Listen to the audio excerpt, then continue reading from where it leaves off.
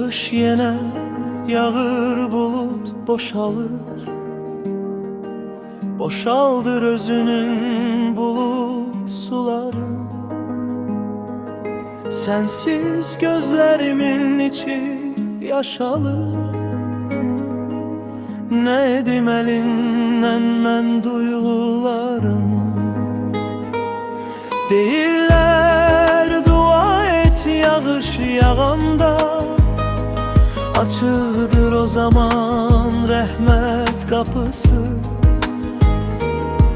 Mənim öz günəşim yerdə doğanda, ruhumu qızdırır nur parıltısı.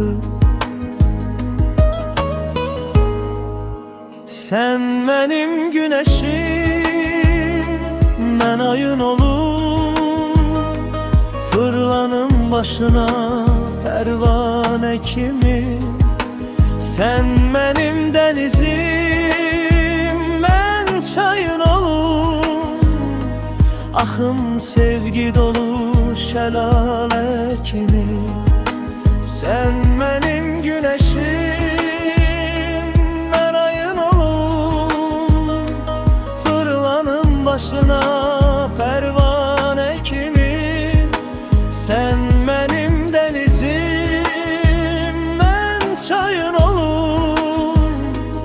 Axım sevgi dolu şəlalə kimi.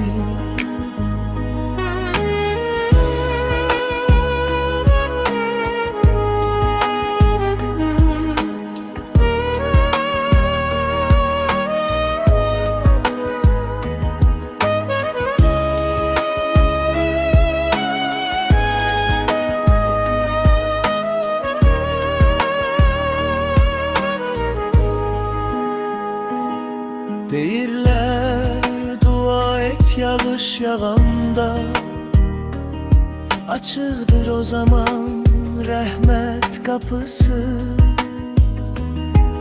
Mənim öz günəşim yerdə doğanda, ruhumu qızdırır nur parıltısı. Deyirlər dua et yağış yağanda, açıqdır o zaman rəhmət qapısı. Mənim öz günəşim yerdə doğanda, ruhumu qızdırır nur parıltısı. Sen mənim günəşim, mən ayın olum. Fırlanım başına pervane kimi.